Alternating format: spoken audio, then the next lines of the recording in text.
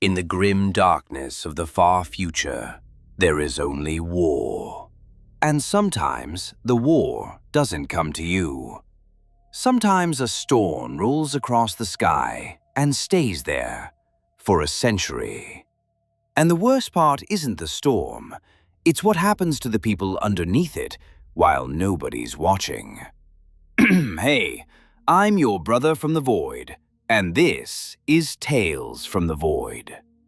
Today's story is about a sky that never clears, a system called Sulketh, 5 worlds, 800 million people, sealed shut by a warp storm so complete that the stars vanished overnight and never came back. No ships in, no ships out, no messages, no rescue. Just the pall, shifting and pulsing above them like a ceiling that was never supposed to be there. And below it, a civilization slowly forgetting what normal used to look like. This is Brecken Mauer. He fixes water systems. He has never seen a clean sky. He was born in the 34th year of the isolation, and the world he knows is one where every machine is dying, every supply is running out, and every year the floor drops a little lower until what was unthinkable last decade is just Tuesday. It's not a war story, it's a waiting story. And sometimes that's worse. Settle in. This is Tales from the Void. Let's begin. I have never seen a clean sky. I want you to understand that before I say anything else. Every person I have ever known, every child born in Granhald, every old woman dying in the lower stacks with fluid in her lungs, all of us have lived under the same bruised, shifting ceiling of light that is not light. The pall, that is what we call it. The older ones, the ones who remember before, they had technical words for it. Warp disturbance, Empyrean displacement, the kind of language that belongs in data vaults and administratum reports. But for my generation, for those of us who drew our first breath in its shadow, it has only ever been the pall, and the pall has only ever been the sky. I was born in the 34th year of the isolation. My mother told me that when I came out, I did not cry, and the birth attendant slapped me 3 times before I made a sound. She said the attendant looked worried. I think my mother told me that story because she wanted me to understand something about myself, some quality she saw in me even then. A slowness to react, a willingness to sit inside discomfort without making noise about it. She was right about that much. I have spent my whole life watching terrible things happen and saying nothing, doing nothing, just keeping my hands busy with the work in front of me and letting the world do what it was going to do regardless. My name is Brecken Mauer. I fix water systems. I have fixed water systems since I was 14 years old, when my mother's second husband, a man named Gorin, pulled me out of the Skolam Annex and told me that reading about saints and martyrs was not going to keep anyone alive, and that I should learn something useful. He was not wrong. The Skolam had already started rationing lessons by then, cutting subjects one by one. History went first, then natural philosophy, then everything that was not directly related to imperial catechism or basic arithmetic. By the time Gorin pulled me out, the Skolam was really just a place where children sat in rows and recited prayers for 6 hours while the building's heating failed around them. Learning to strip a filtration pump was a genuine improvement. It also gave me something I did not know I needed: a way to be still. When the world gets loud, when the walls press in, when something happens that my mind does not want to hold, I run diagnostics, not on a data slate, not formally. In my head, I trace the nearest pipe run, section by section, junction by junction, and I catalog its condition. Flow rate, seal integrity, pump rhythm. It is a meaningless exercise most of the time. Nothing changes because I am thinking about it, but it gives my mind a track to run on, and that is enough. Other people pray. I check valves. Gorin worked the reclamation halls beneath Granhald's mid-levels, massive chambers where the city's wastewater was broken down, cleaned, chemically treated, and cycled back into the supply network.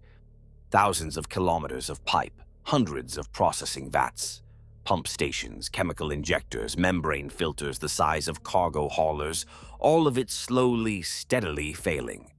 That was the nature of life on Morvenne under the pall.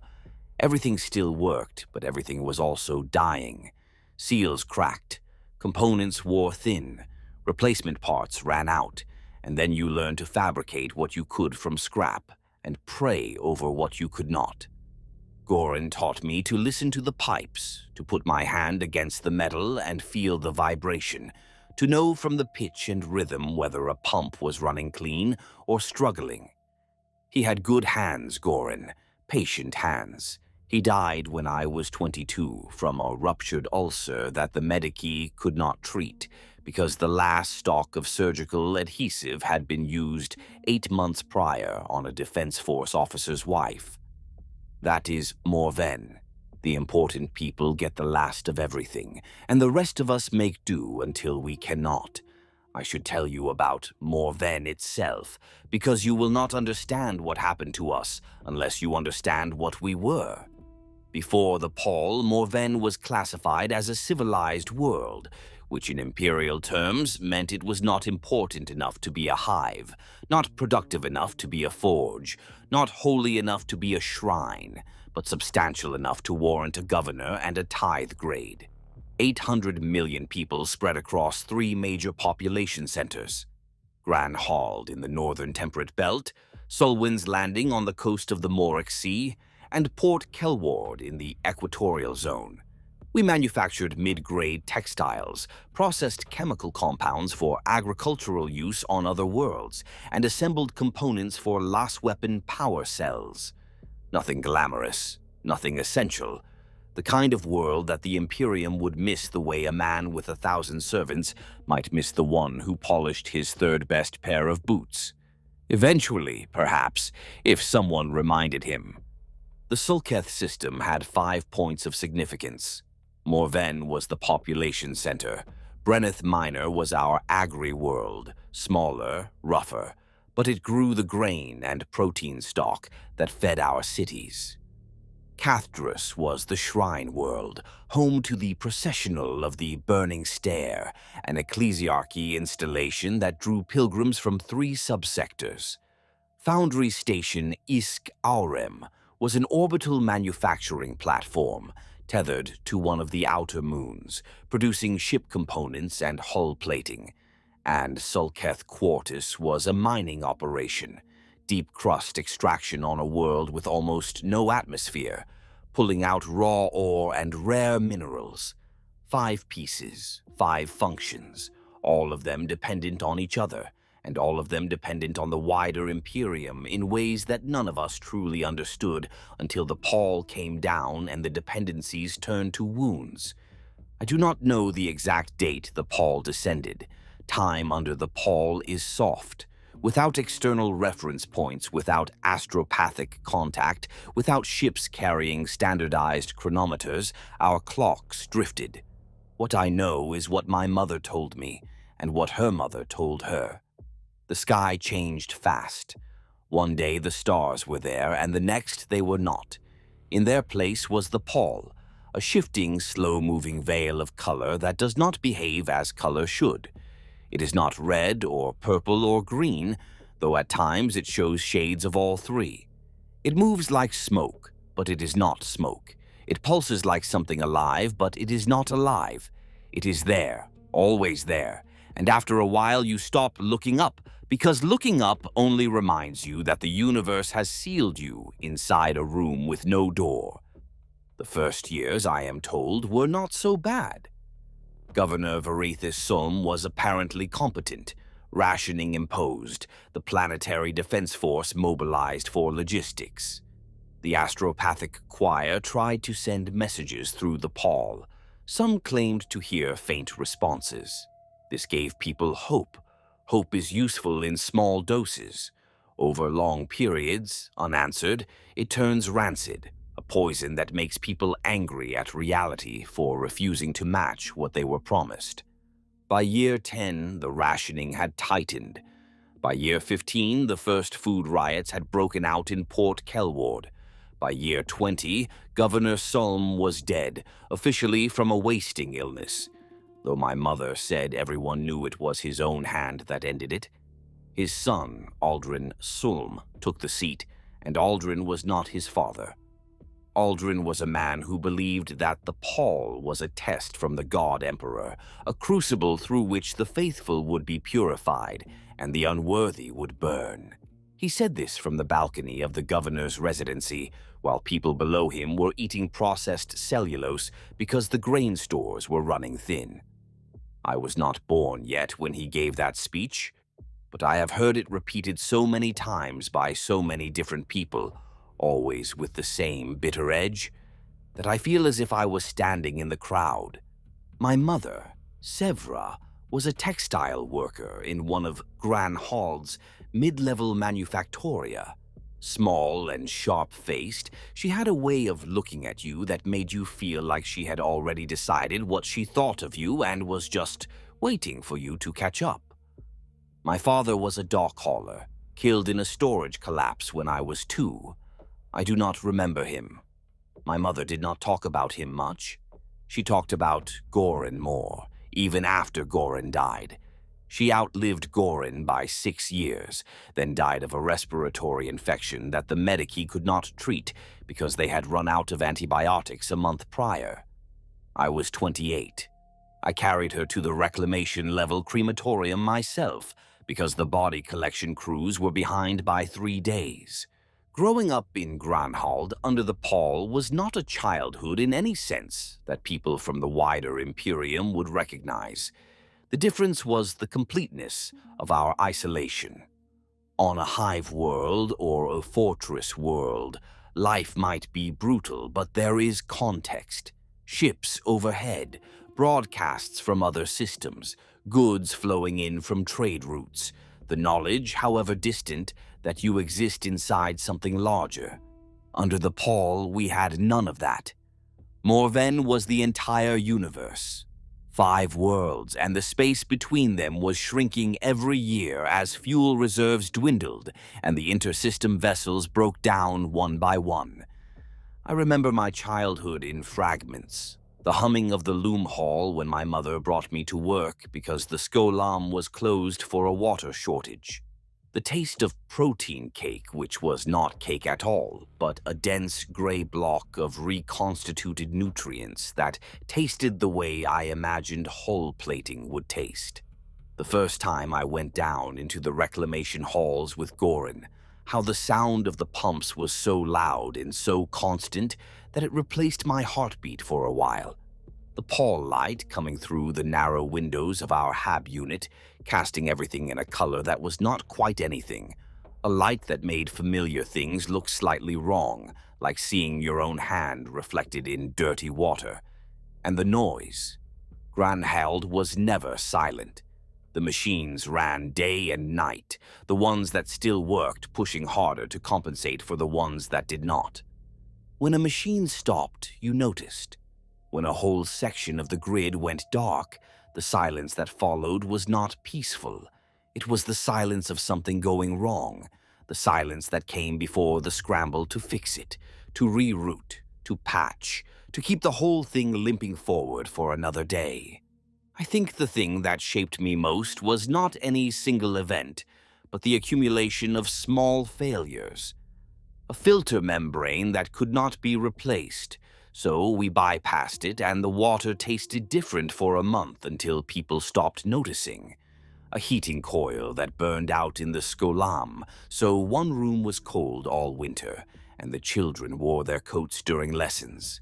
A Medici station that ran out of basic antiseptic, so minor wounds became serious infections became deaths that should not have happened. Each failure was small. Each failure was absorbed, and each failure lowered the floor by a fraction, so that what was unacceptable last year became normal this year, and what was normal this year became nostalgic next year. By the time I was old enough to understand what the pall meant, the conversation about rescue had already changed. When I was very young, the older people talked about when the storm would end, when the ships would come, when the Imperium would remember us. By the time I was 10, the word when had been replaced by if. By the time I was 20, most people had stopped talking about it altogether.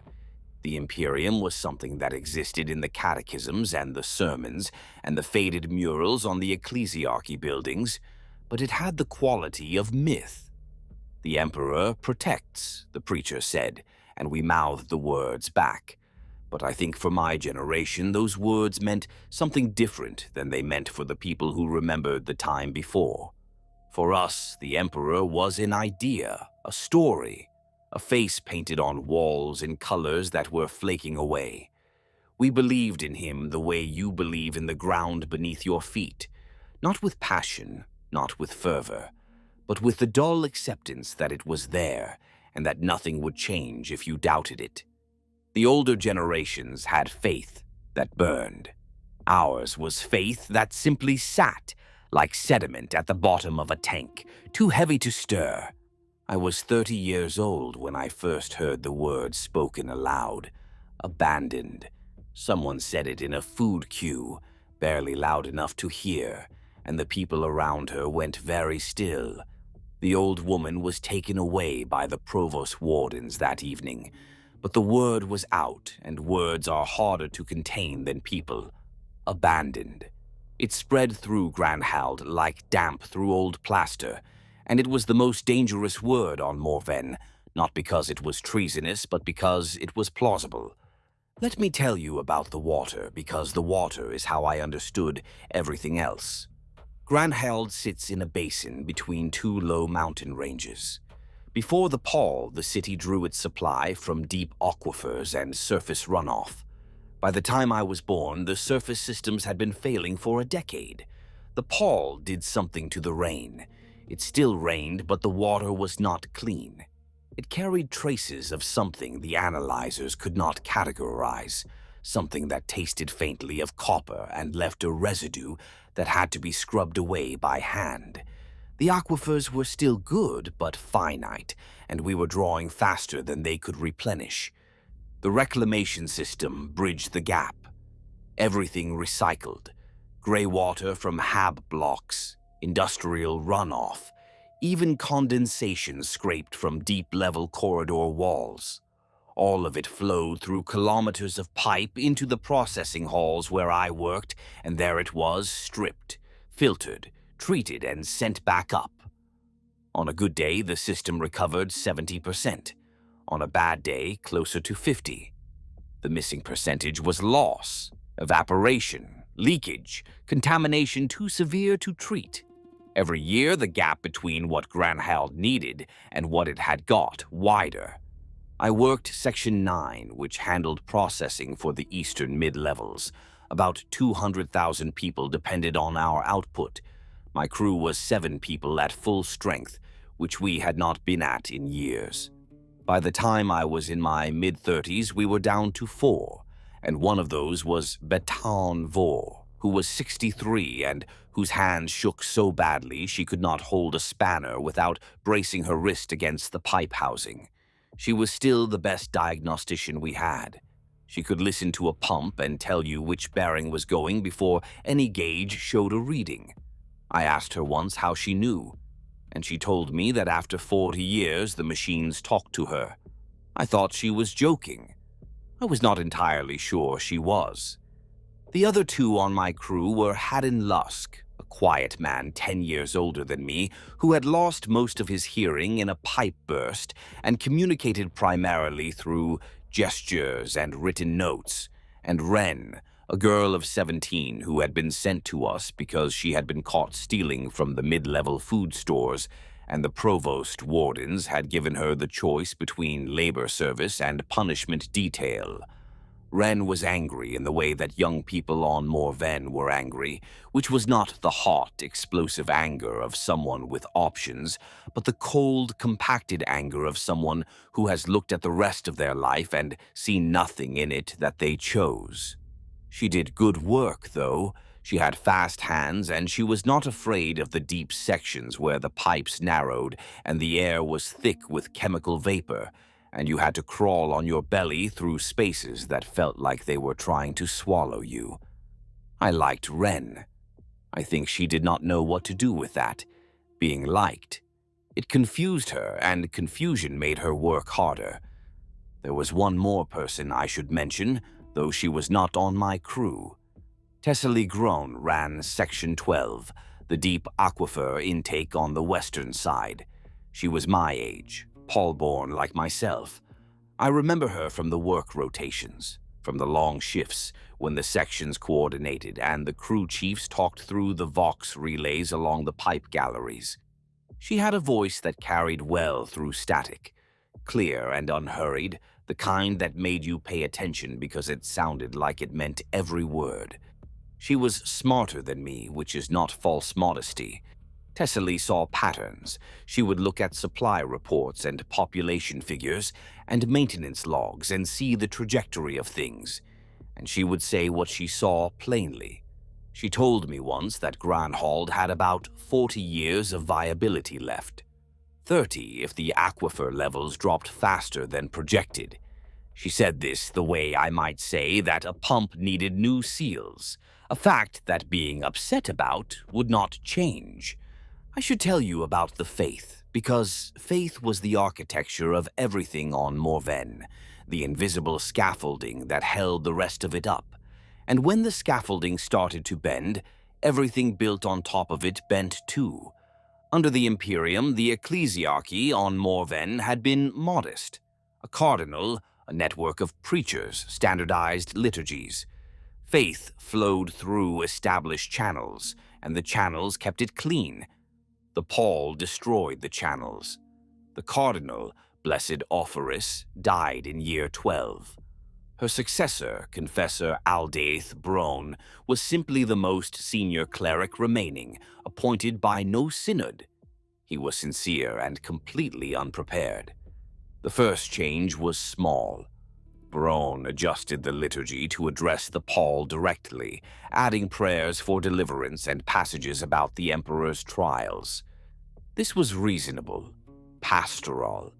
But once you start adjusting Scripture to fit circumstances, you discover that Scripture is infinitely adjustable. If the Emperor sent the Paul as a test, then everything that happens under the Paul is part of the test. If the test demands suffering, then suffering becomes holy. And if suffering is holy, then the people who try to alleviate suffering are interfering with the Emperor's design. I watched this logic take hold over the years, watched it creep from the temple halls into the streets, into the rationing debates, into how people talked about the dead. The dead were not tragic. The dead were triumphant. They had passed the test, and we, the living, were still being weighed. Brone died when I was 19.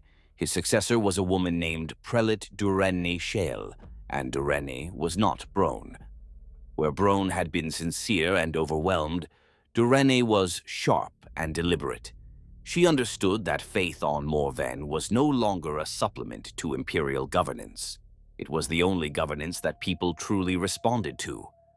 Governor Aldrin Solm still held the official seat of authority, but Aldrin's power rested on the defense force and on what was left of the administrative apparatus, both of which were fraying. Durenne's power rested on something more resilient. She could tell a room full of starving, exhausted people that their pain was sacred, and they would believe her because the alternative was to believe that their pain was pointless. And no one can live with that. Durenne restructured the faith. She introduced the doctrine of the sealed heaven, which taught that the Paul was not merely a test, but a blessing. The Emperor, in his infinite wisdom, had sealed the Sulketh System away from the galaxy to protect it. Out there, beyond the storm, the universe was falling into darkness, wars, Xeno's incursions, heresy on a scale that would shatter the mind. The Sulketh System was a preserved garden, kept safe by divine intervention. This doctrine did something remarkable. It transformed the Paul from a source of despair into a source of comfort. It took the worst thing about our existence and made it a gift. Even I, who believed in very little beyond the reliability of copper pipe and the importance of proper seal pressure, felt the pull of it. If the Paul was protection, then we were not abandoned. We were chosen.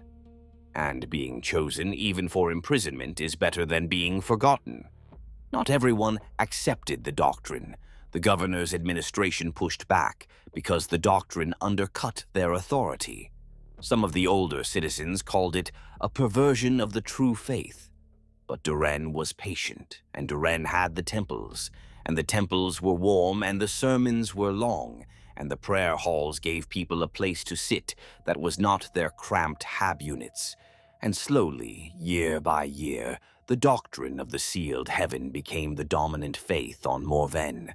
I want to talk about the other worlds now, because what happened in the Sulketh System was not just the story of Morvenne alone. We were 5 worlds, and each of us died differently. Brenneth Minor was the first crisis. An agri-world with perhaps 12 million people, it grew the bulk of our food. When the Paul came, cargo routes continued on stored fuel, but fuel was finite. By year 25, the governor reduced runs to Brenneth. Brenneth's governor, Paelin Rust, sent desperate communiques demanding equity. In year 31, Rust suspended food shipments. I was not yet born when this happened, but I have heard the story enough times to know its shape. The reaction on Morvenne was panic. 800 million people on reduced rations learned that their primary food source had just closed the door. Governor Sulm authorized the defense force to take Brenneth by force. The campaign was short and ugly. Morvenne's defense force outnumbered Brenneth's militia by a factor of 30. The fighting lasted 6 weeks. Paelin Rust was killed. The food shipments resumed, but the agricultural infrastructure was damaged, and many of Brenneth's farmers were dead or unwilling to cooperate. Within 5 years, Brenneth's output had dropped to half of what it had been before the conflict.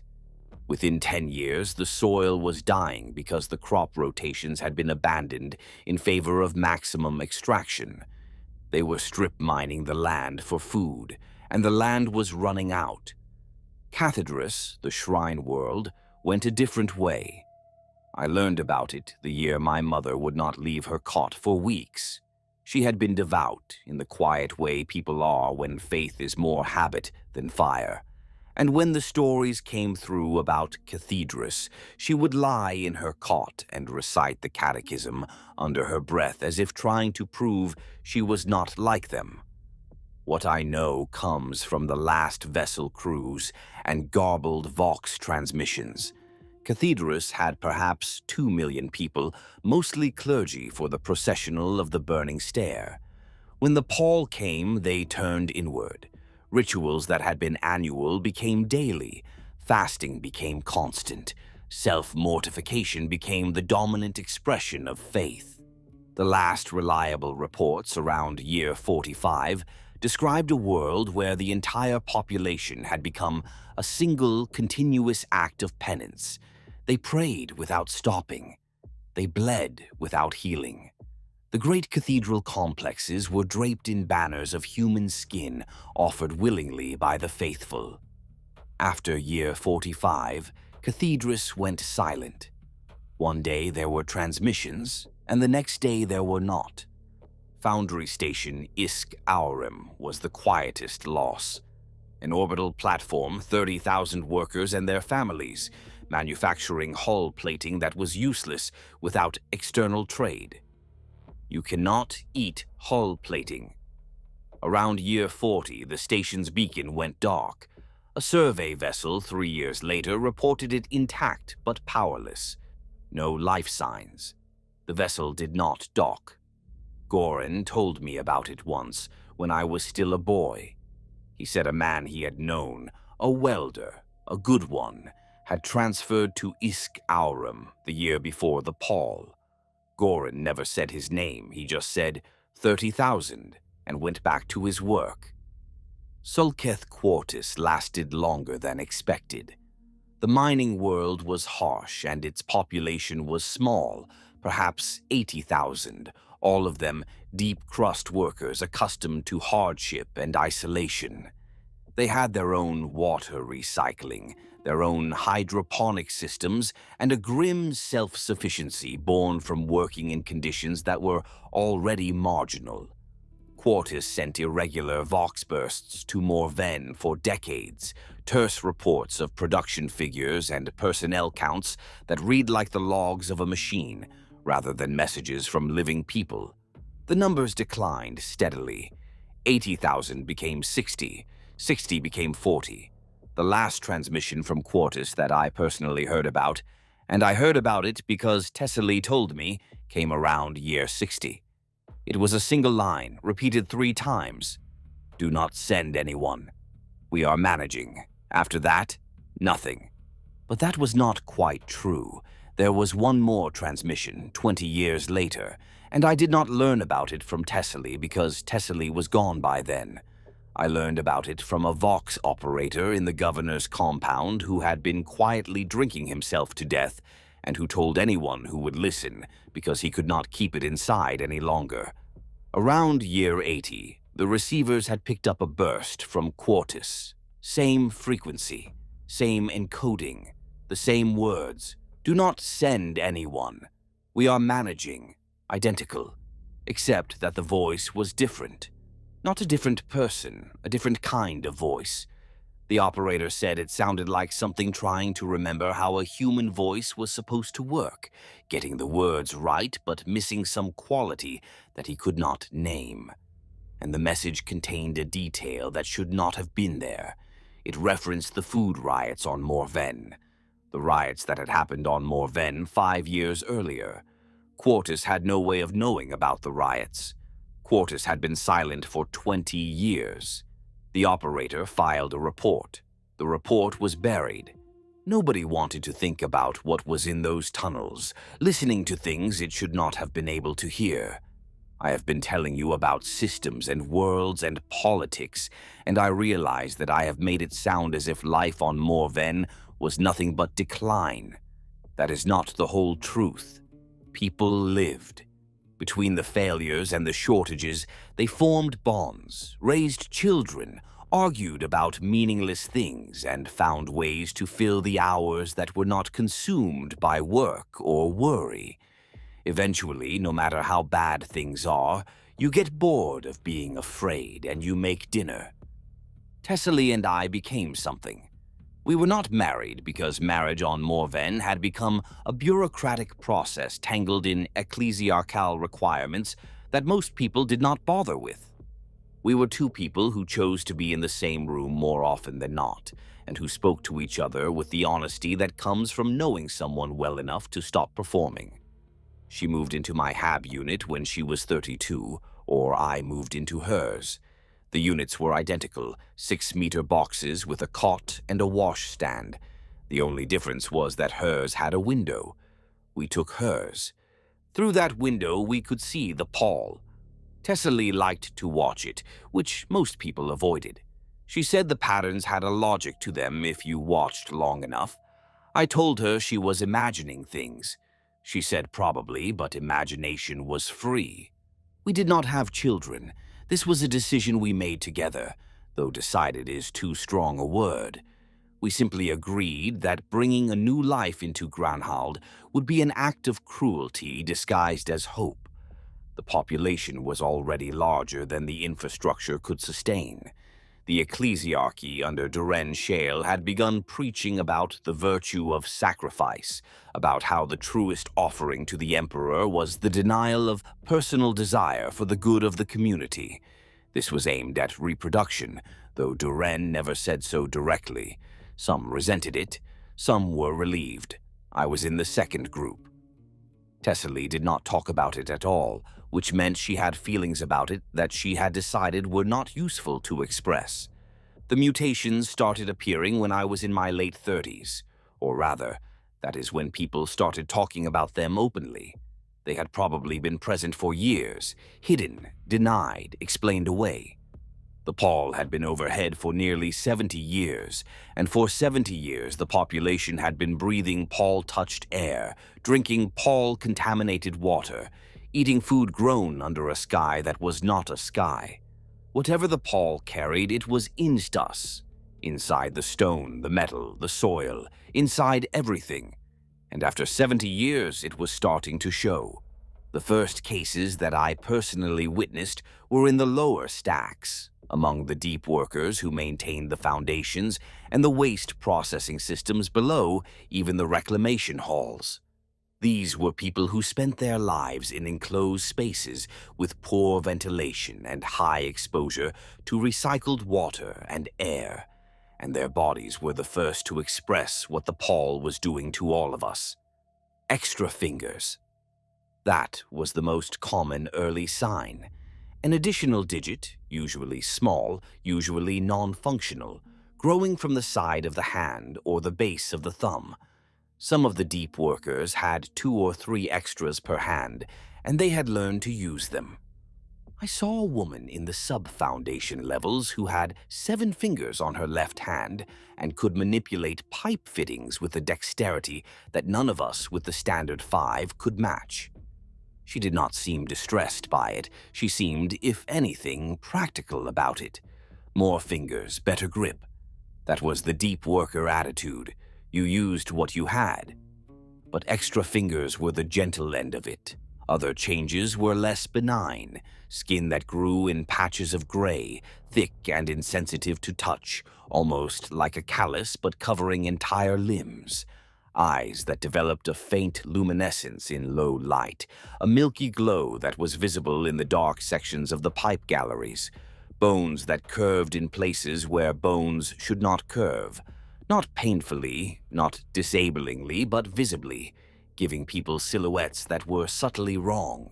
And there were worse things, things that the Medici catalogued in reports that were not shared publicly, things that happened to infants who did not survive their first hours because what had formed inside their mothers was no longer compatible with life. I heard about those from Tesslee, who had contacts in the Medici administration, and Tesslee told me about them in the same flat, factual tone she used for everything. The numbers, the frequency, the trend line. Always the trend line. Tesslee saw trajectories, and the trajectory of mutation on Morvenne was upward, steady, and showing no signs of leveling off.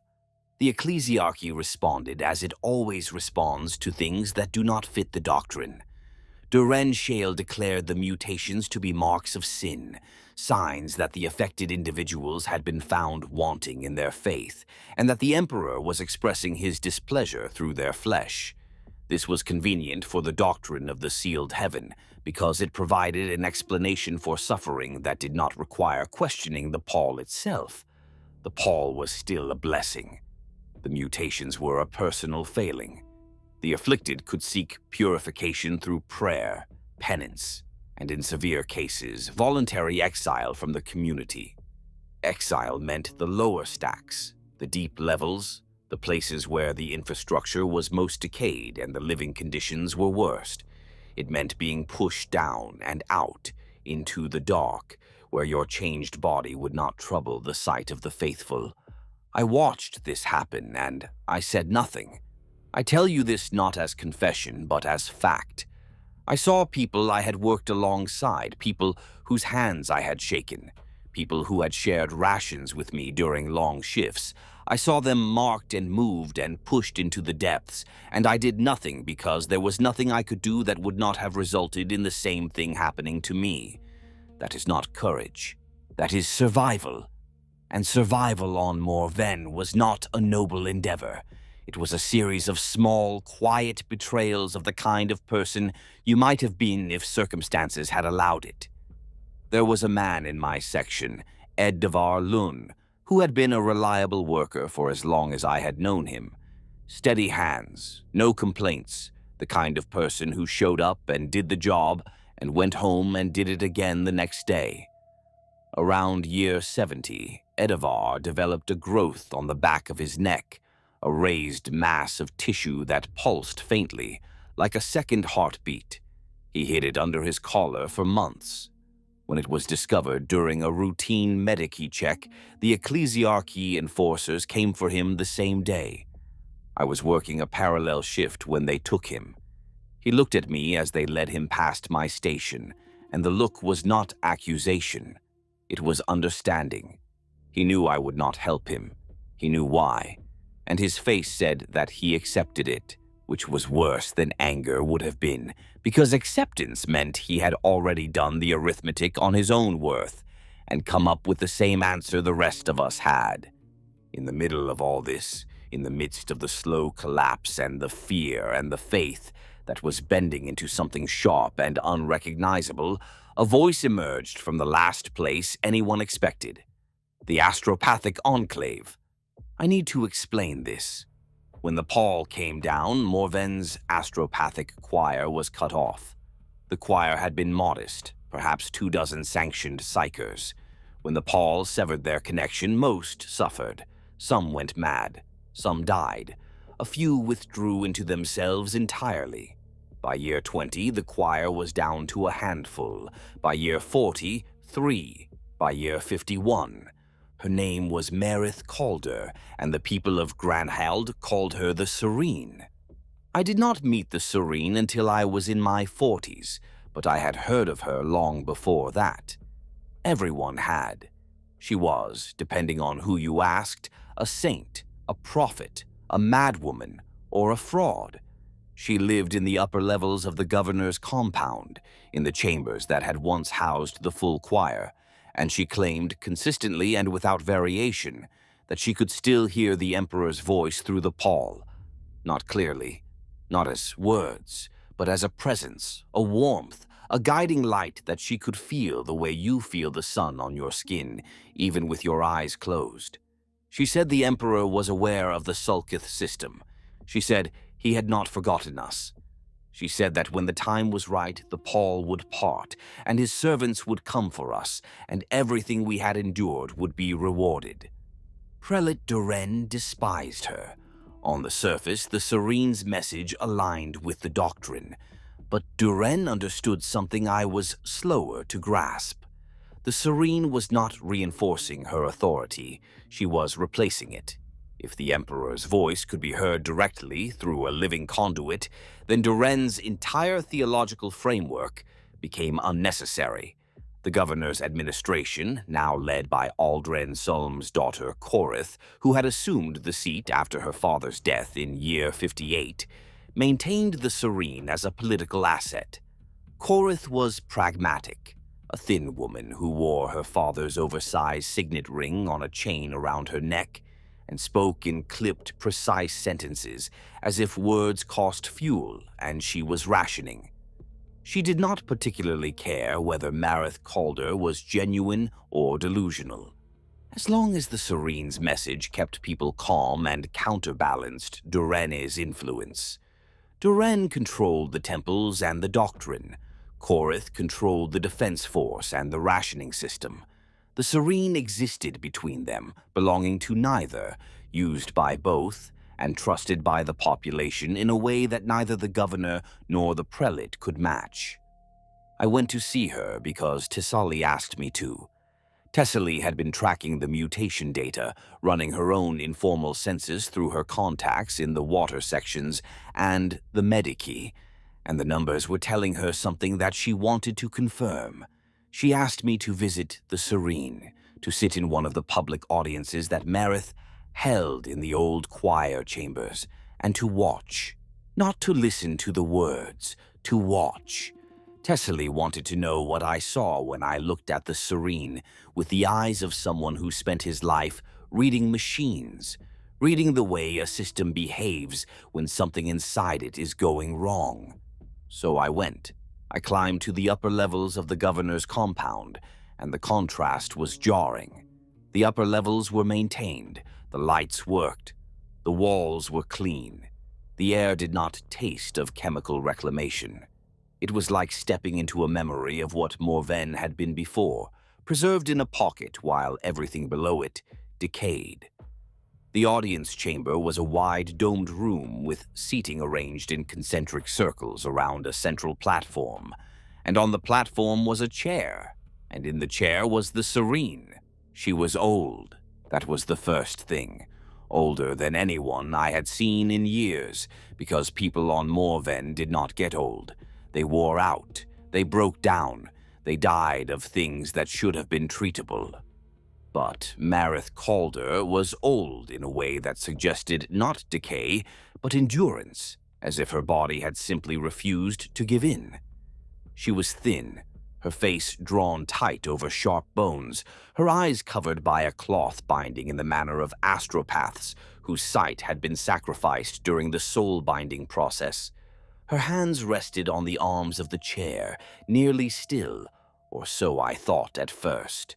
And around her, in the air, in the quality of the light, in the faint vibration that I felt in my teeth and my sternum, there was something. Not a sound, not a temperature. Something. A pressure. A density. The room felt full in a way that had nothing to do with the people in it. She spoke, and her voice was exactly what you would expect from someone called the Serene. Calm, measured, gentle in a way that was not weak but was instead the gentleness of something very strong, choosing not to exert itself. She spoke about patience, about endurance, about the Emperor's awareness of every soul in the Sulketh System. Each one counted, each one held. She spoke about the pall as a chrysalis, and about what would emerge when it opened. She said these things, and the people around me wept. Not from sadness, but from relief, from the sheer, overwhelming comfort of being told by someone who seemed to believe it absolutely, that everything was going to be all right. And then she stopped, mid-sentence, mid-breath, the way a Vox unit cuts when the power drops. The pressure in the room stuttered. The Serene's hands, which had been trembling with that fine, constant tremor, went rigid, fingers digging into the arms of the chair until the knuckles whitened. Her mouth opened, and what came out was not the gentle, measured voice. It was something raw and thin and terrified, the voice of an old woman who has been asleep for a very long time and has just woken up in a place she does not recognize. She said, in a tone that cracked on every word, "It is not him. It wears his face, but it is not him. Please. You have to stop listening to me." And then the trembling returned and the pressure swelled back and the Serene's posture softened, and she resumed her sermon exactly where she had left off, in that same gentle voice, speaking about patience and trust and the Emperor's light, as if nothing had happened. The people around me blinked and shifted in their seats, and some of them looked confused for a moment, but the pressure smoothed the confusion away like a hand passing over wet sand. And within seconds they were weeping again and nodding, and none of them seemed to remember the interruption. I remembered. I remembered because I was watching, not listening, and because the pressure had less purchase on me than it did on them, though I did not understand why at the time. What I also saw was this. The cloth over her eyes was damp, not from tears, but from something else, something that had seeped through the fabric and left faint discoloration along the edges, a stain that was not quite any color I could name. And the pressure in the room, that dense, full feeling, it pulsed, faintly, rhythmically, in time with the Serene's breathing. I went back to Tesslee and I told her what I had seen, and she was quiet for a long time. Then she said something that I have thought about every day since. She said the Serene is not hearing the Emperor. She is hearing the pall. And the pall is answering. I did not know what to do with that. I am a man who fixes water systems. I understand pressure and flow and the behavior of liquids in closed environments. I do not understand the warp, or psychers, or the theology of divine communication. When Tesslee told me what she believed, I processed it the same way I process a diagnostic reading that does not match expectations. I filed it. I held it. I did not act on it because acting on it would have required me to be something other than what I was, and I was a cycler hand in Section 9 with bad knees and a growing suspicion that the filtration membranes in tanks 4 through 7 were going to fail within the year. But Tesslee acted in her way, through data. She pulled maintenance logs from the governor's compound water systems because water tells you things. The compound's water ran cleaner than the rest of Granhald, no surprise. But adjacent to the choir chambers, the water was different, contaminated in ways the usual categories could not describe. It contained trace elements the analyzers flagged as organic, but could not categorize. Tesslee plotted the concentration over time, and the line went up. Whatever was in the water around the Serene was increasing. She told me this in our HAB unit, by the window with the pall light on her face, and she told me something else. She had noticed changes in herself, subtle things, dreams more vivid, more structured, as if organized by something other than her sleeping mind. A physical tingling in her hands that preceded pressure differentials in the pipe systems by seconds. She had not mentioned it before because she was not the kind of person who reported things she was not sure about. But she was sure now. The pall was reshaping her as it reshaped the water and the soil, slowly, patiently. I asked her if she was frightened, and she looked at me with an expression I had never seen on her face before. Not fear, curiosity. She was curious about what she was becoming, as a mechanic might study an unfamiliar engine. She wanted to take it apart and see how it worked. That was the moment I became frightened, not of her, but for her, because curiosity about the warp is not a quality that leads to good outcomes on any Imperial world, and Morvenne was no exception. I should tell you about the war, because the war is when everything that was failing slowly began to fail quickly. It was not called a war. It was called a pacification action. It started in year 72, when Governor Corith ordered a full military annexation of Brenneth Minor's remaining agricultural zones. The previous arrangement had been a managed occupation. Defense Force garrisons, local farmers under supervision, output shipped to Morvenne. It had never worked. Brenneth's people sabotaged equipment, diverted harvests, poisoned wells. The garrison responded with reprisals. The cycle ground on year after year, producing less food and more corpses. Corith's solution was to remove the Brennethans entirely, relocate 4 million people to camps on Morvenne, replace them with Morvennian agricultural workers. The plan was logistically insane, but Corith was desperate, and desperation makes logistics feel less important than action. The evacuation lasted 3 years. The people of Brenneth did not go willingly.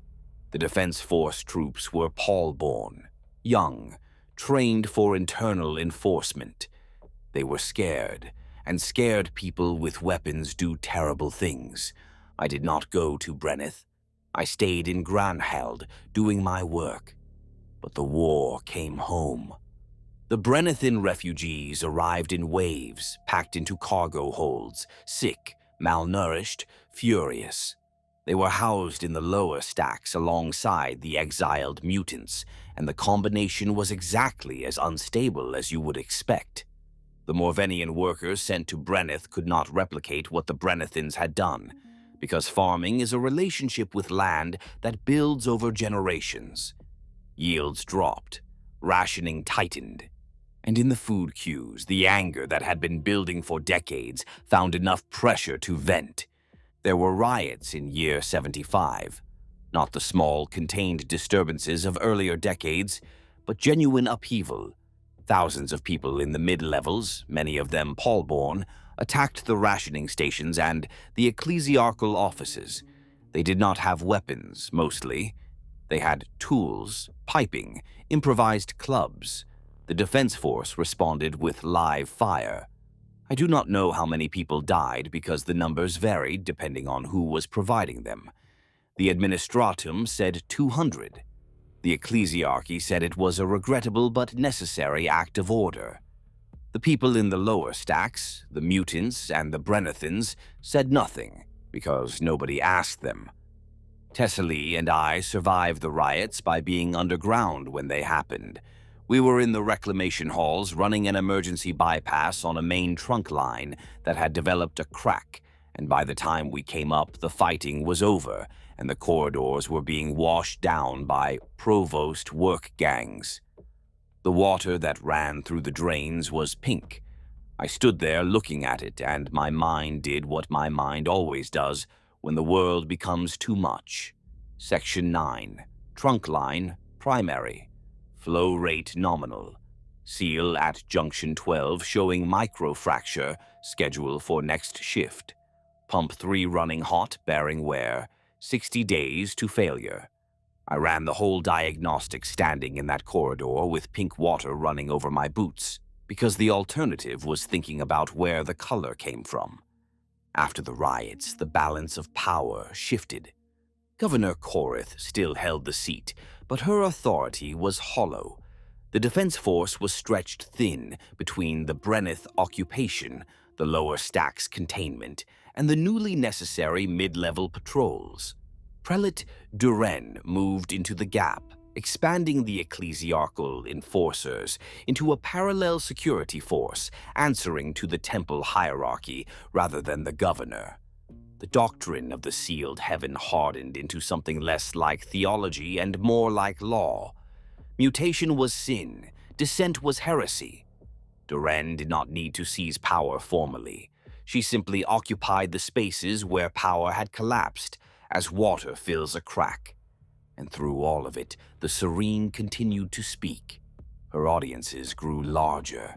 The governor brought her out more frequently because the Serene's message of patience and divine care was the only thing that could calm a crowd that Duren's enforcers could not intimidate.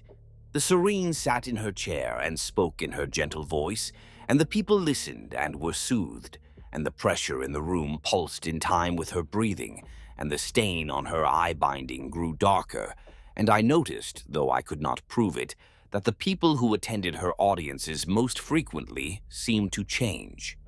Their bodies stayed the same, but something in their manner shifted. A softness, a compliance, a willingness to accept whatever was told to them without the friction that makes a person human. They came out of the choir chambers looking calm like deep water, still on the surface with everything happening below. I told Tesslee, and she said yes, she had noticed too. She had been tracking attendance at the Serene's audiences against behavioral markers, medical visits, work performance, social interactions, and the correlation was there. The people who spent the most time in the Serene's presence became more docile, more agreeable, less likely to question, less likely to complain. It could have been the comfort of faith. It could have been the relief of being told that everything was going to be all right. But Tesslee did not think so, and neither did I, because I had felt the pressure in that room, and I knew what it felt like when a system was operating in a way it was not designed to, pushing something through the pipes that the pipes were not built to carry. There is something I have not told you. I should have said it earlier, but I was not ready. And I am not sure I am ready now, but the story does not make sense without it, so I will say it plainly. I can feel the water. Beyond the physical method Goran taught me, beyond hand-on pipe vibration reading. I mean that I can feel it without touching anything. I can stand in a corridor 3 levels above the reclamation halls, and I can sense the flow beneath me, the rhythm of it, the places where it moves freely, and the places where it is obstructed. I can feel a blockage forming in a pipe junction 200 meters away as you might feel an itch on your own skin. I have been able to do this since I was in my late 30s, and it has gotten stronger every year, and I have never told anyone except Tesslee. And even then, I told her only because she told me first about her own changes. I am Paul-born. I was made under this sky, and the Paul is in me the same way it is in the water and the soil and the stone. The difference between me and the deep workers with their extra fingers is a matter of expression. Their changes are visible. Mine are not. But I have no illusions about what I am. If the Imperium were to scan me with whatever instruments they use to measure the purity of human flesh, I do not think they would call me human. I think they would call me something else. Something that gets filed in the Inquisition's records under headings that do not end well for the subject. I carried this knowledge along with everything else on Morvenne. Quietly, practically. I went to work. I fixed the water systems. I used my ability because it made me better at my job, and being good at your job was the only form of safety left on a world where safety was a concept that had been rationed down to nothing. Nobody questioned how I always knew where the blockages were, how I could diagnose a system failure before the warning lights triggered. They assumed it was experience. 40 years of listening to pipes, they said. Old Brecken can hear the water singing. They said it with respect, and I accepted the respect and kept my mouth shut because the alternative was a conversation that would end with ecclesiarchal enforcers and a one-way trip to the lower stacks. Tesslee was less cautious, not reckless, never reckless, but she had a quality that I lacked, a need to understand that was stronger than her need to be safe. She continued her research, expanding from the water data into broader patterns. She mapped the distribution of mutations across Gran Hald's population levels, correlating them with proximity to the Paul, exposure duration, and water source. The pattern was clear, and it was damning. The mutations were not random. They followed the water. The heaviest concentrations of change were in the deep levels, where the water was recycled most frequently, and the Paul contamination was most concentrated. The lightest were in the upper levels, where the governor's compound drew from the cleanest aquifer reserves. The people at the top were being protected, not by the emperor's favor, not by superior faith, but by better plumbing. And they knew it. The administratum's water allocation records showed deliberate routing decisions that directed the cleanest water upward and the most recycled water downward. It was policy, quiet, undocumented practical policy that ensured the governing class stayed human while the rest of us did not. But the data told Tesslee something else as well, something that took me years to understand the full weight of. The anomalous organic traces around the Serene's chambers, the same compounds she had flagged in the compound water, had been present as early as year 30, a decade before Dorene Shale took her seat as prelate. The Serene, or whatever was growing inside the Serene, had been broadcasting long before anyone understood what it was, and its signal was not limited to the choir chamber. It reached the temple halls.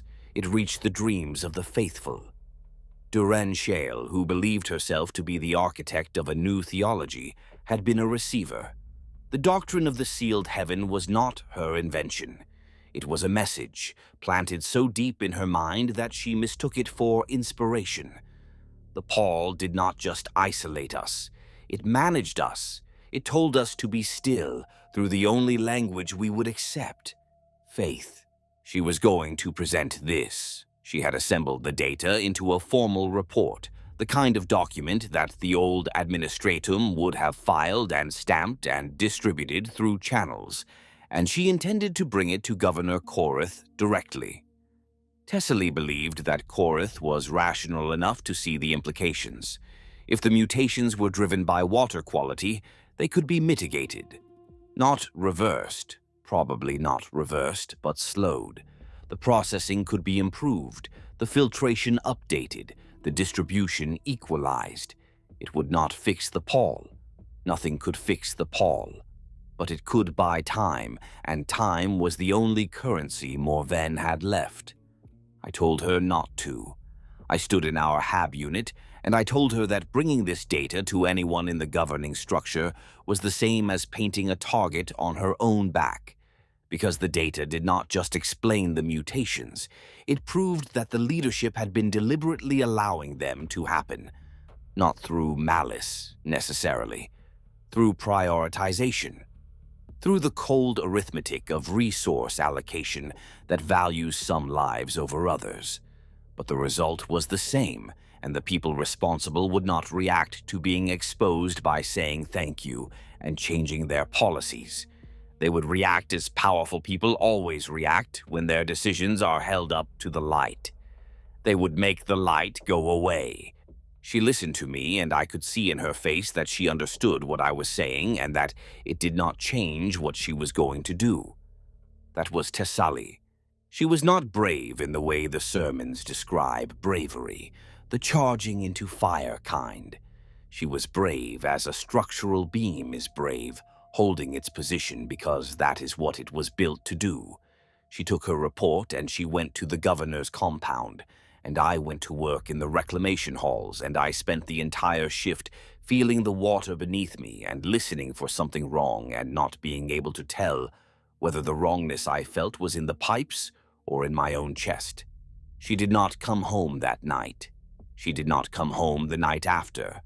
On the third day, a provost warden came to my hab unit and informed me that Tesslee Grown had been detained under the authority of public welfare for the dissemination of destabilizing information.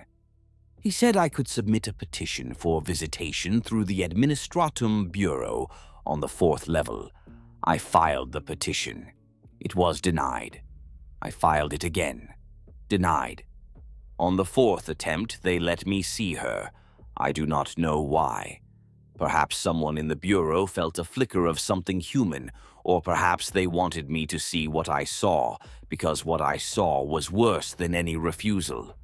They brought me to a room in the lower wing of the compound, a narrow corridor with a glass partition dividing it in two, the kind of arrangement you see in detention blocks, where the detained are considered contaminated. Tesslee was on the other side. She was clean, fed, rested. She looked better than she had in years. Her hair was washed, her skin had color. She was smiling, and the smile was the most frightening thing I had ever seen, because it was genuine, not forced, not performed, not the mask of someone trying to reassure me. She was happy.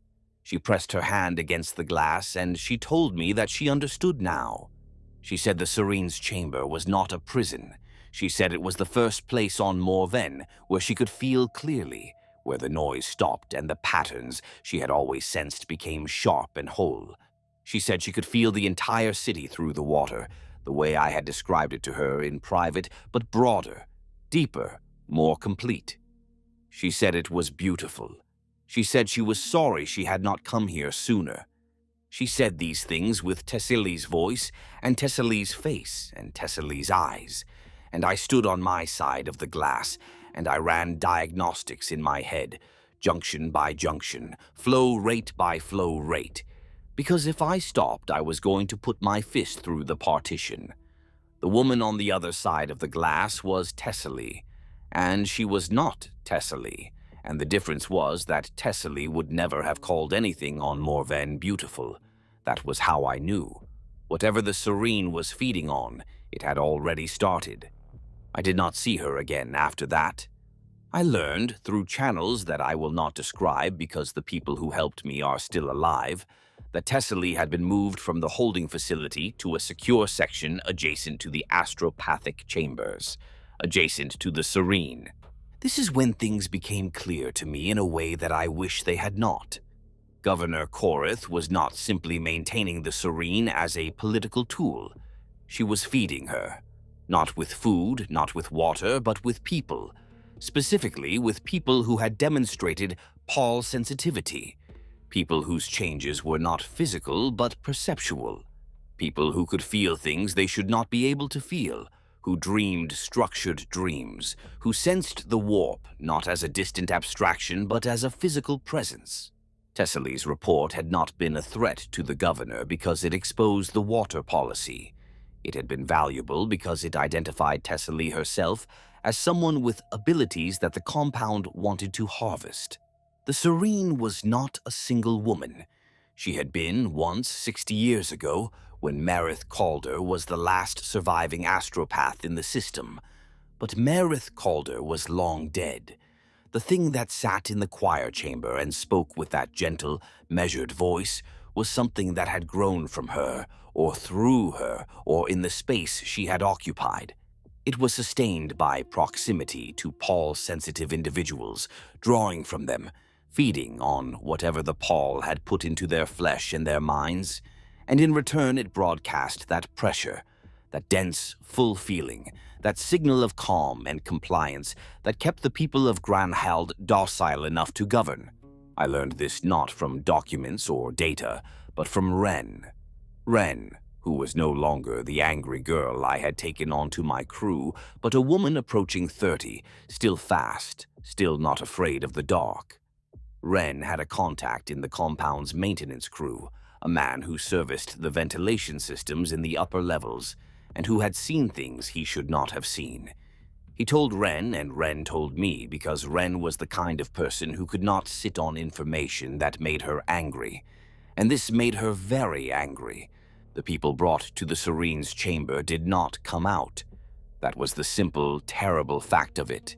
They were taken in, and they were not seen again, and the Serene continued to speak, and her voice grew stronger, and the pressure in the room grew denser, and the stain on her eye-binding spread, and the people of Granhald grew calmer and more compliant and less inclined to riot or question or resist, and the whole system worked in the brutal, efficient way that systems work when you stop caring about what they cost. I need you to understand what this meant to me. Tesslee was in that chamber. Tesslee, who watched the Paul through our window and saw patterns in it. Tesslee, who could feel the pressure changes in pipe systems before the instruments registered them. Tesslee, who was smart and kind and practical, and who had walked into the governor's compound with a report full of numbers, because she believed that data could change the behavior of people who had already decided that some lives were expendable. She was in there, and she was being consumed, and I was 3 levels below her, fixing water pipes, feeling the flow beneath my feet, and I could not reach her. I tried. I want that on whatever record this becomes. I tried. I went to the compound entrance and was turned away. I petitioned Duren Shale on my knees, and she told me the Emperor's work required sacrifice. I asked the maintenance contact about ventilation shafts, and he told me the upper levels had been sealed with welded plating. Every access point blocked. Every path closed. I could not reach her, and I could not save her. And I went back to my HAB unit, and I sat by the window, and I looked at the Paul, and I felt, for the first time in my life, something that was not resignation or acceptance or the dull endurance that had carried me through everything else. I felt the Paul looking back. Not metaphorically. I felt it the way I felt the water in the pipes, as a physical sensation, a pressure, a presence. It was there on the other side of the glass, vast and patient and alive in a way that the word alive does not adequately describe. It was aware of me. It had always been aware of me, and it was waiting. The years after Tesslee was taken were the worst of my life, not because of any single catastrophe, but because the catastrophes became the backdrop, and the foreground was simply emptiness. I worked, I ate, I slept. The only thing that kept me tethered was Wren. Covering for her mutations, adjusting the rosters, watching her collar line for the spreading gray. It gave me something to protect when everything else had been taken. I trained her to run Section 9 when I was gone, because I knew that I would be gone eventually. The pall deepened. The sky grew darker. The shifting patterns became slower, heavier, as if the veil was thickening. The pall light that filtered into Granhald dimmed. The temperature dropped. The rain became less frequent but more intense, and the contamination grew more concentrated. The analyzers in the reclamation halls began returning readings that were not errors, but were also not anything in their catalogs. New compounds, new elements, things that should not have existed in water that fell from a sky that should not have existed. Granhold contracted. The outer districts were gradually abandoned as the infrastructure failed and the population retreated inward. Whole hab blocks went dark. The streets of the outer ring became empty corridors of dead buildings, their walls streaked with pall residue that formed patterns that almost looked like writing if you stared too long, which you learned not to do. The mutant population grew. The second generation of Paul-born, the children of people like me, showed changes that made the extra fingers and gray skin of their parents look quaint. Children whose bones had restructured to move on all fours, a boy whose eyes had migrated to the sides of his skull, and worse things, infants born with configurations no longer compatible with life, delivered by weeping medici who did what was necessary. The mutations were accelerating, as if something on the other side of the veil had looked at what it was making and decided to work faster. Prelate Duren Shale, who was now very old and very powerful and very certain of everything, responded to the acceleration with acceleration of her own. The purges intensified. Ecclesiarchal enforcers, backed by defense force units that now answered to the temple hierarchy as much as to the governor, swept through the lower stacks and the mid-levels, identifying and removing anyone whose mutations exceeded a threshold that Duren herself had defined. The threshold was arbitrary, and it shifted constantly, which meant that no one was safe, which was the point. Fear is a tool, and Duren wielded it with the precision of someone who had spent decades learning where to cut. The removed were taken down, always down, into the sub-foundation levels that even the deep workers avoided, and they did not come back, and nobody asked where they went because asking was its own kind of mutation, a deformity of curiosity that the enforcers were happy to amputate. I survived the purges for the same reason I had survived everything else. I was useful, and my mutation was invisible. The water systems needed me, and nobody could replace me, because nobody else could diagnose a reclamation failure from 3 levels away without touching a single pipe. The enforcers came through Section 9 twice during the worst of it.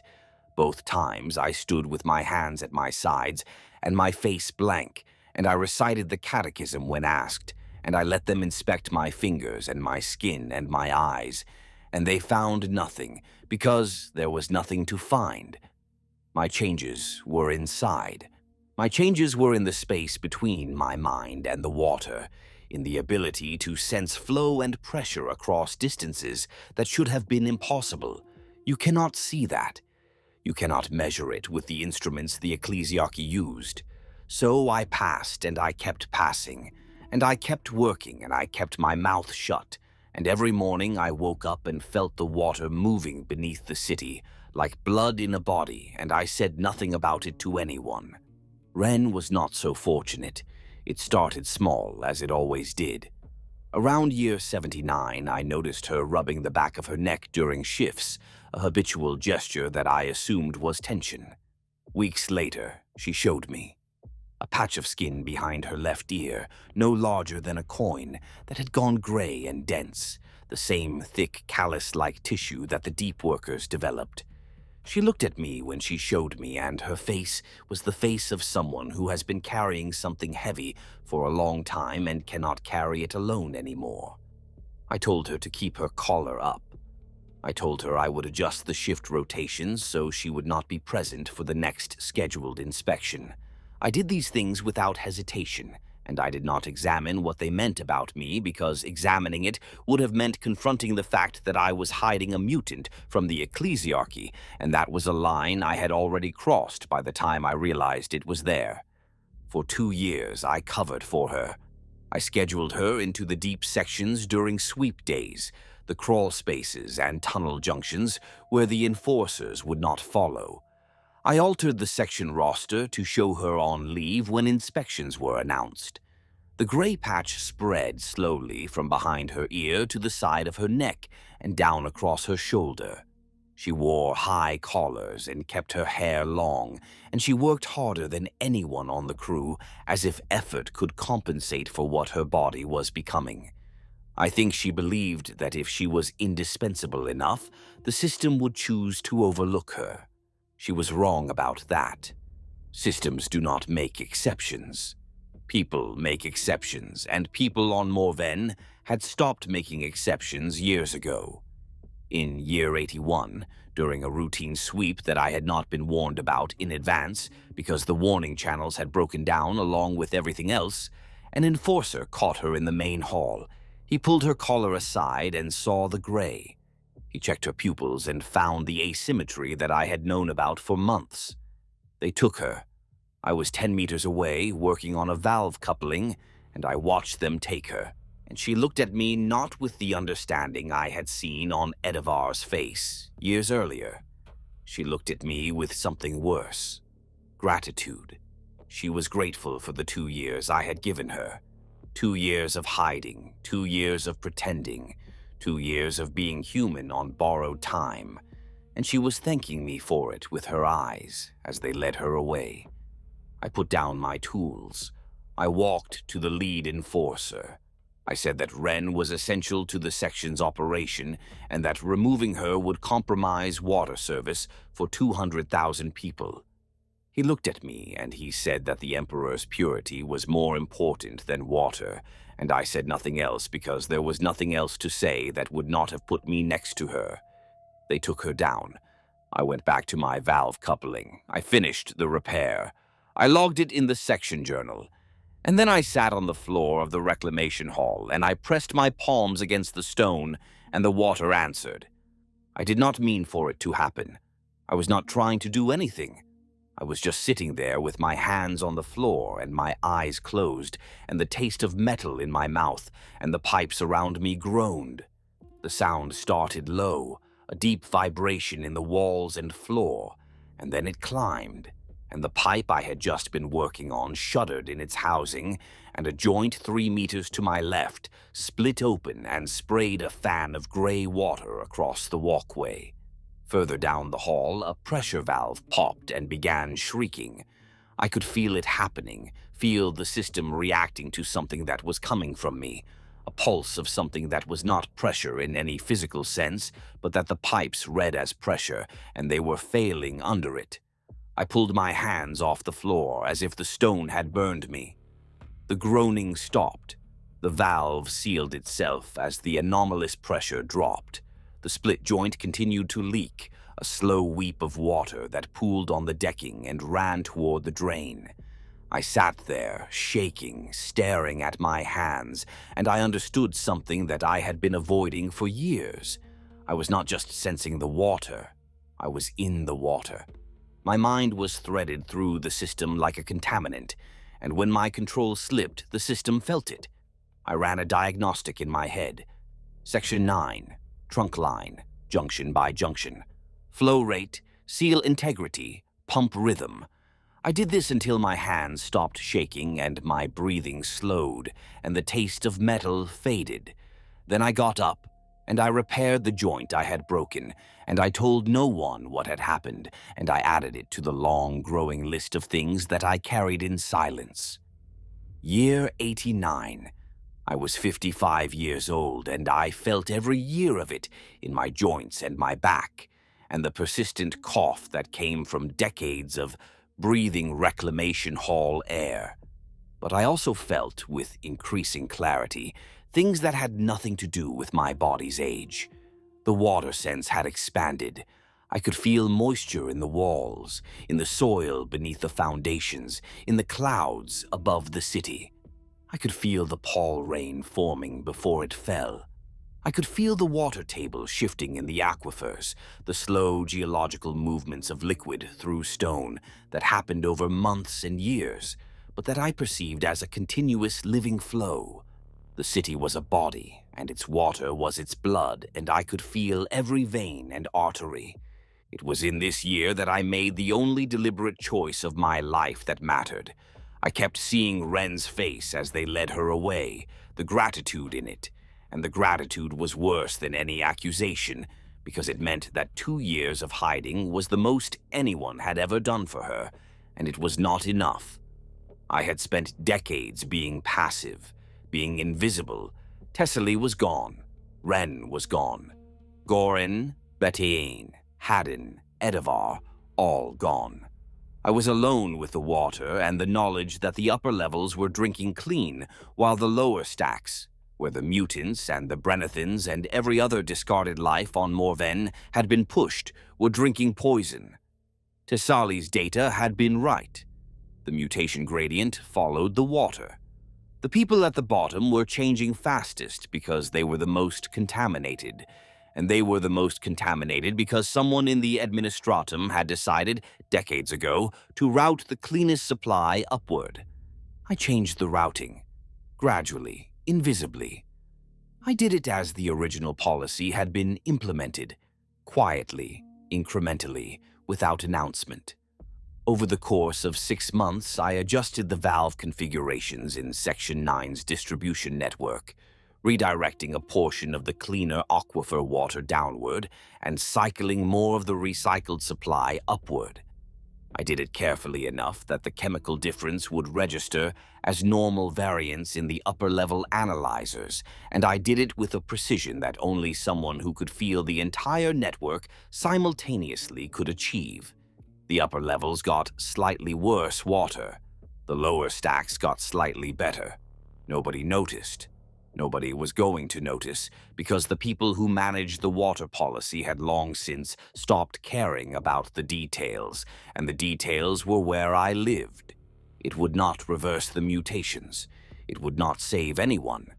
Tesslee would have told me the numbers, would have calculated the exact reduction in exposure concentration, and told me that it fell below statistical significance. But Tesslee was not there, and the numbers were not the point.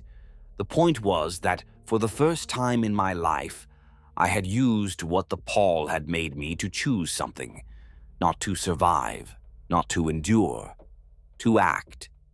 It was a small act, invisible, meaningless in the scope of what was happening to Morvenne, but it was mine. 6 months later, a Medici report from the lower stacks noted a slight decrease in the rate of new physical mutations among infants. The decrease was within statistical variance. Nobody flagged it. Nobody connected it to the water, but I knew, and that was enough. And I could feel the other ones, the other Paul-born, the ones whose changes, like mine, were internal. They were out there in the city, scattered through the levels and the sections, hidden in their work and their routines, and I could sense them the way I could sense a junction in a pipe network. I could not read their thoughts or their feelings, only their presence, a warmth, a density, a point of difference in the background noise of Granhald's population. There were more of us than I had expected, many more. The Enforcer's purges had been catching the visible mutations, the fingers and the skin and the bones. But the invisible ones, the ones like me and Tesslee and countless others, whose changes were perceptual rather than physical, we were untouched. We were everywhere, and we were growing stronger. Duren Shale died in year 91. She was ancient by Morvenne's standards, well past 100, sustained by whatever dregs of rejuvenat treatment the ecclesiarchal stores still held, and by a will that was harder than the stone of her temple. She died in her sleep, which was a mercy she had not extended to many others. Her successor was a younger cleric, a man named Volin Roost, who lacked Duren's intelligence and her control, and who compensated by increasing the severity of the purges to a degree that even the defense force found excessive. Whole sections of the lower stacks were sealed and flooded with chemical sterilant, killing everyone inside, mutant and normal alike. Volin called it purification. The governor, Corith Sulm, who was herself in her 70s and diminished by decades of compromise and complicity, did nothing to stop it. The Serene did nothing. The Serene had not spoken in months.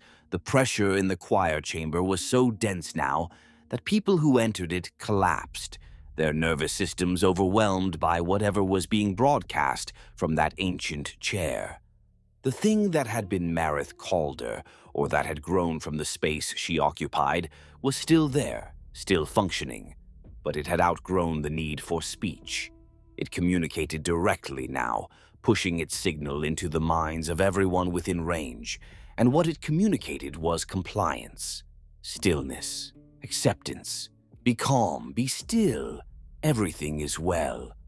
I stopped going above the mid-levels. I stayed in my section, in my halls, in the place where the water moved and where I could feel it, and where the world made a kind of sense that the surface no longer offered. My crew was gone.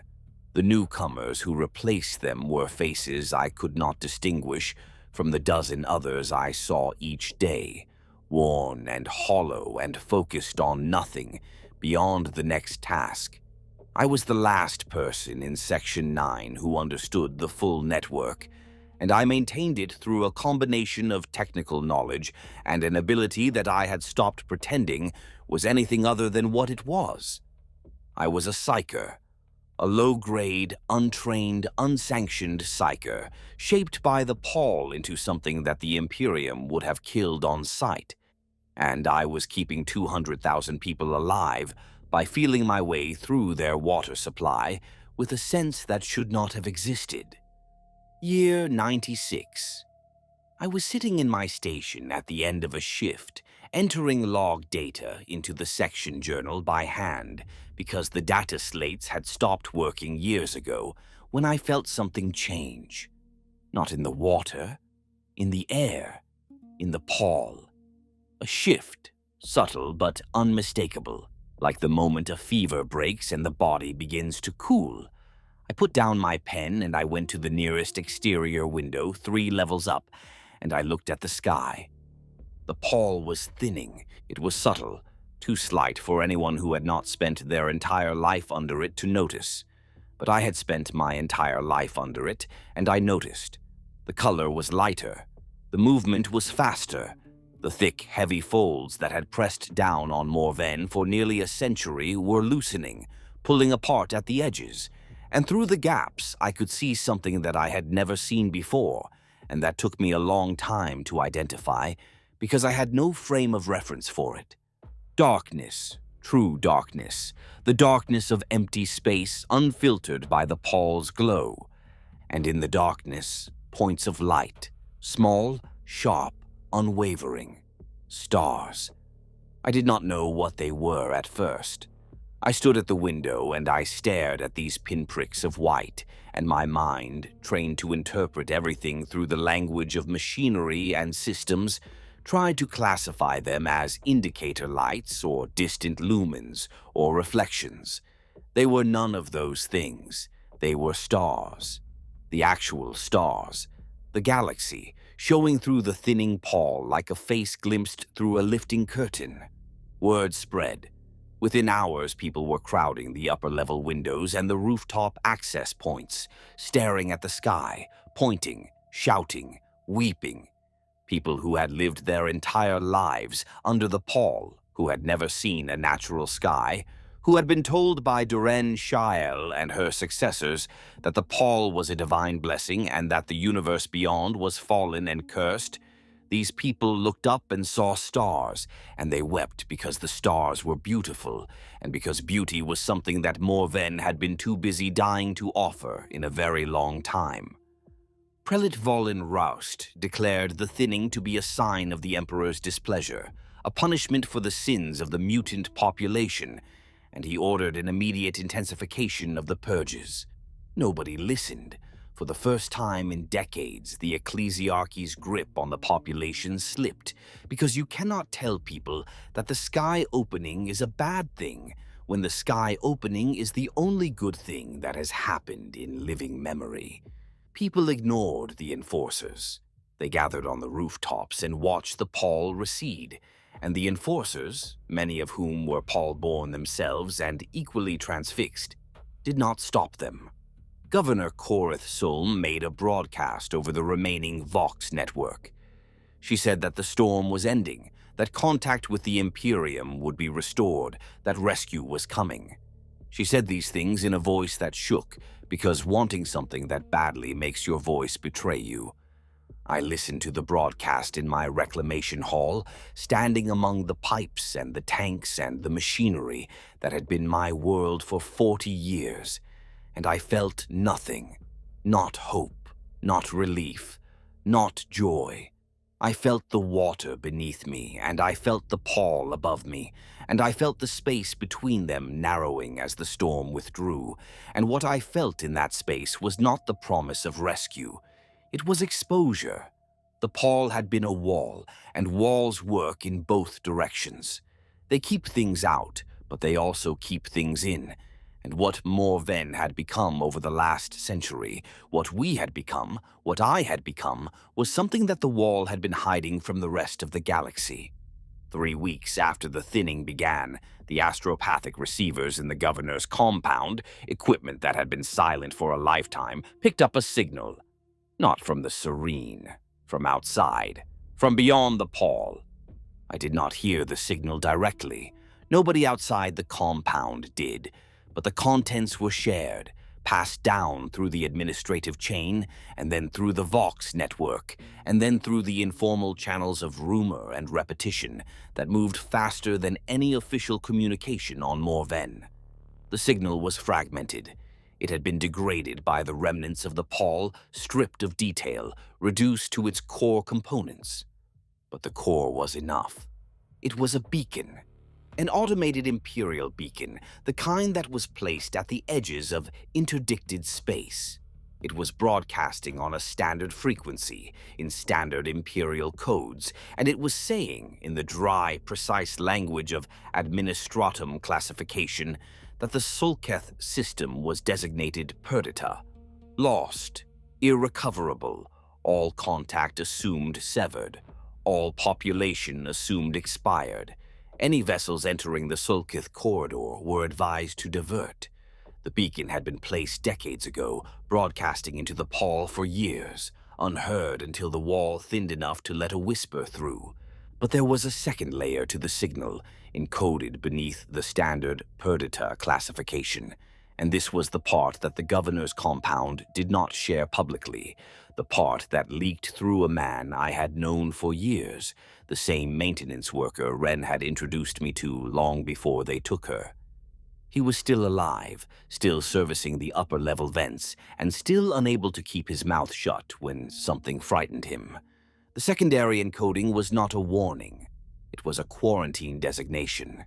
The terminology belongs to the Inquisition, not the Administratum. A perdita beacon says do not enter because there is nothing to find. A quarantine beacon says do not enter because what is inside must not leave.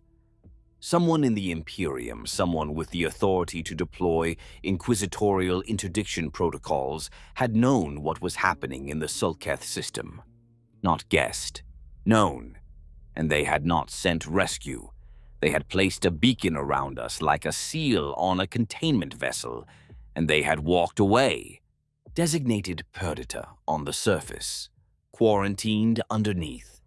The first classification for the public record, the second for anyone with clearance to read it. The Imperium had not forgotten us. It had locked us in. We were not abandoned, as the old woman in the food queue had said. We were filed, categorized, processed by the same machinery that processed everything in the Imperium, and our entry had been marked complete and archived.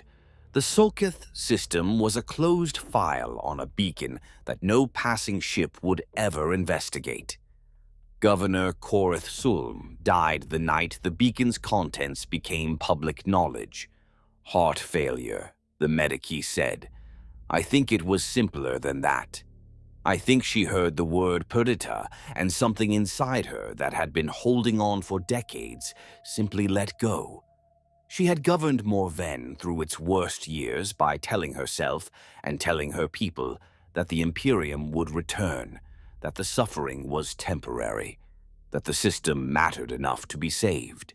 And the beacon told her that none of that was true, and the distance between what she had believed and what was real was too far for her body to cross. The government collapsed. It simply stopped as a machine stops when the last operator walks away. The defense force fragmented into local militias. Prelate Volin Roost tried to reassert authority, declaring the beacon another test. He was killed by his own enforcers 3 days later. They wanted his food stores, and he was standing between them and the granary, a small, ugly death for a small, ugly man. In the compound, the Serene fell silent, with the enforcers gone, with Korith dead, with the compound staff abandoning their posts for the food caches and the open rooftops. There was nobody left to bring the Paul-sensitive to the choir chamber. The supply had been cut, and whatever the Serene had become, it could not sustain itself on nothing. Whatever amalgamation of consumed psychers and Paul energy had been broadcasting compliance into the minds of Gran Hald's population, it stopped. I felt it stop the way you feel a vibration cease, a sudden absence where a constant had been. The pressure lifted. The dense, full feeling that had pervaded the upper levels for years dissipated like mist. And in its absence, the people who had been living under its influence for decades blinked and shook their heads and looked around and saw their world clearly for the first time.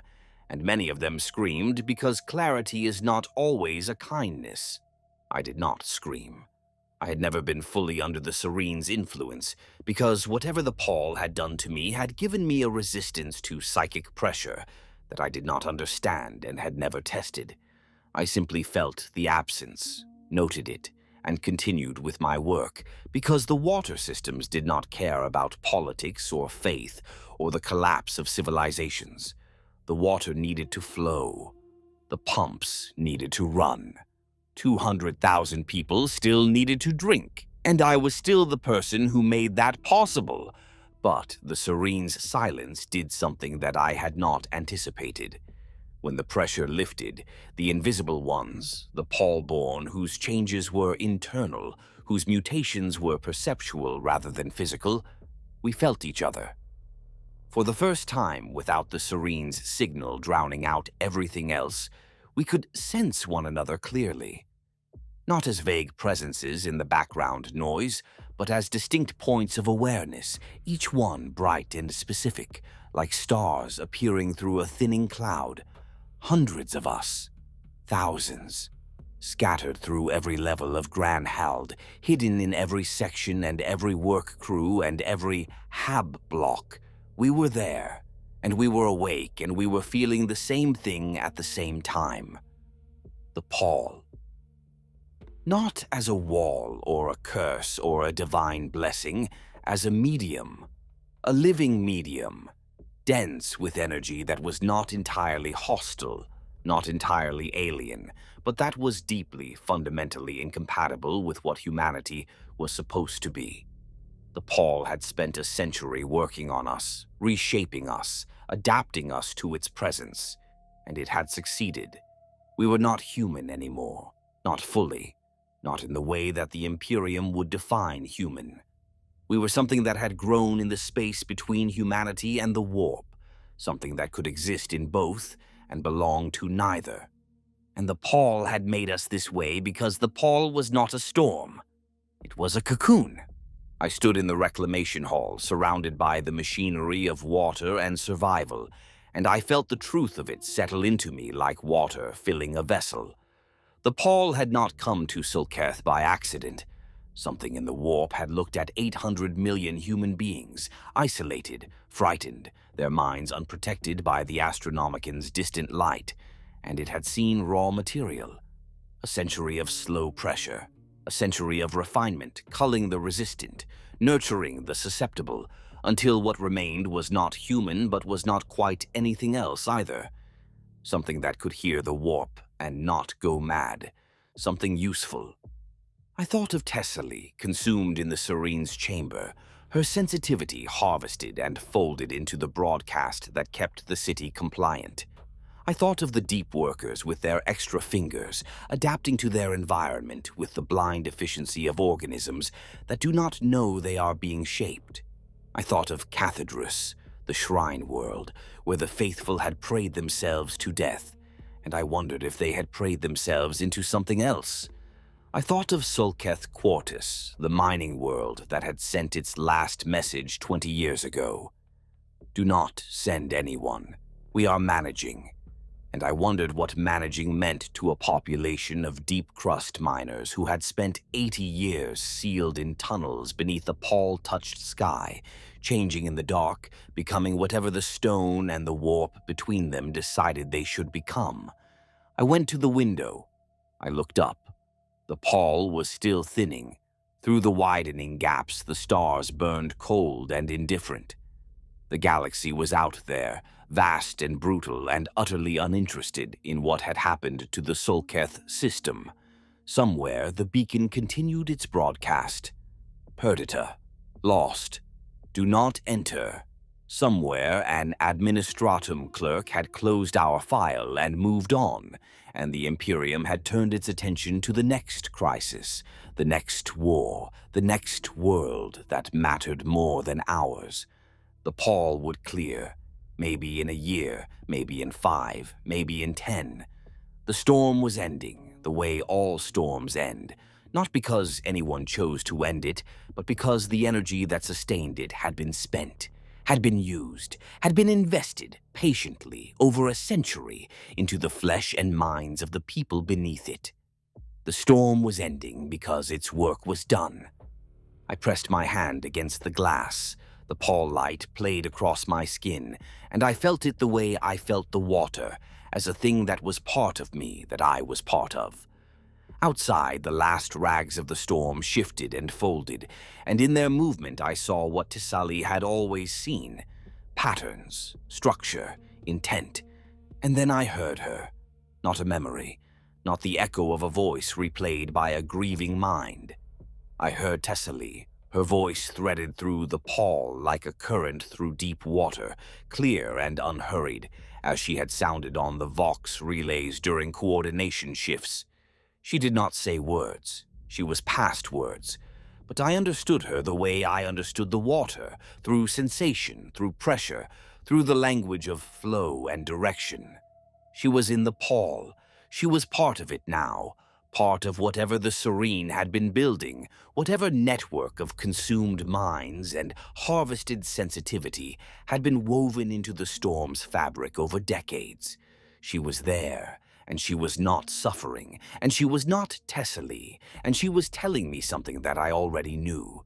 Below me, in the deep levels and the lower stacks and the reclamation halls and the hab blocks and the streets and the markets and the temples, the people of Morvenne continued their lives, the lives that the pall had made for them, and most of them did not know what they were, and most of them would never know. They would look at the stars and feel nothing, or feel fear, or feel wonder, and they would go back to their work and their routines and their slow, grinding survival, and they would not hear what I heard, what the invisible ones heard. What the pall had been whispering to us for 100 years in a voice too low for human ears, a voice that now sounded like everyone I had ever lost. But we heard it. We had always heard it. And now, with the wall coming down and the veil lifting and the galaxy opening up before us like a wound, we understood what it had been saying. It had been saying, "You are ready." I took my hand from the glass. I went back to my station. I picked up my tools. The pumps were running rough again, a bearing in the primary unit starting to fail, and there was a blockage forming in Junction 7 that would need attention before the night cycle. I could feel it all, the whole system alive and fragile and depending on me. And I tended to it with patience and precision, and the quiet, terrible knowledge that I was no longer the man who fixed the water. And the sky above Morvenne, for the first time in a century, was opening. and what was on the other side had no idea what was looking back.